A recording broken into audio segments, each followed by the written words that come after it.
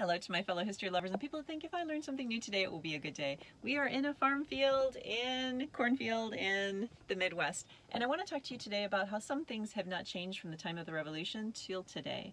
And part of that is farming. So in the American Revolution, we were exporting grains from the breadbasket. The breadbasket at that time would have been New York, New Jersey, Pennsylvania, and Delaware.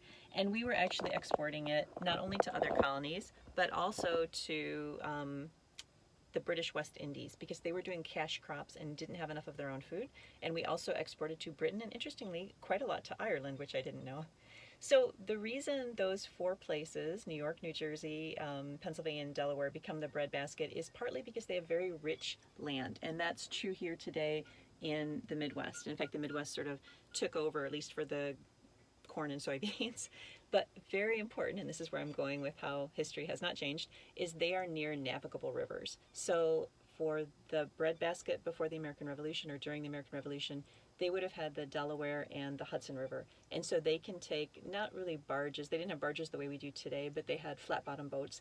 And those would take things to the major ports in Philadelphia and New York. So as I sit here, eventually a semi truck is going to come. I don't think you can see because of the way the sun is. And I will unload this wagon into the semi truck.